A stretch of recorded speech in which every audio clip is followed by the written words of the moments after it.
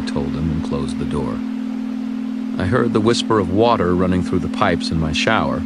I put out food for Mr. and Mouse, and the dog partook immediately. Could have fed the damn dog at least, I muttered, and opened the fridge. I rummaged through it, but couldn't find what I was after anywhere, and it was the last straw. My frustration grew into a fire somewhere inside my eyeballs, and I straightened from the icebox with mayhem in mind.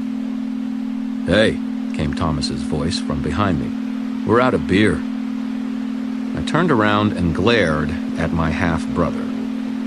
Thomas was a shade over 6 feet tall, and I guess now that I'd had time to get used to the idea, he looked something like me.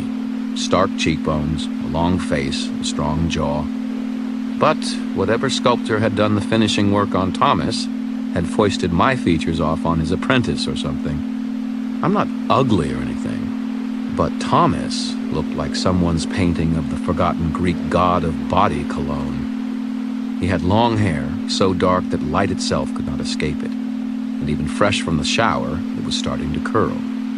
His eyes were the color of thunder clouds, and he never did a single moment of exercise to earn the gratuitous amount of ripple in his musculature. He was wearing jeans and no shirt, his standard household uniform. I once saw him in the same outfit answer the door to speak to a female missionary, and she'd assaulted him in a cloud of forgotten copies of the Watchtower.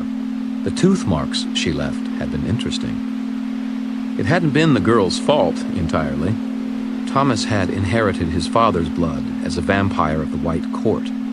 He was a psychic predator, feeding on the raw life force of human beings, usually easiest to gain through the intimate contact of sex. That part of him surrounded him in the kind of aura that turned heads wherever he went. When Thomas made the effort to turn up the supernatural come-hither, women literally couldn't tell him no. By the time he started feeding, they couldn't even want to tell him no. He was killing them, just a little bit. But he had to do it to stay sane, and he never took it any further than a single feeding. He could have. Those the White Court chose as their prey became ensnared in the ecstasy of being fed upon, and became increasingly enslaved by their vampire lover. But Thomas never pushed it that far. He'd made that mistake once, and the woman he had loved now drifted through life in a wheelchair, bound in a deathly euphoria because of his touch.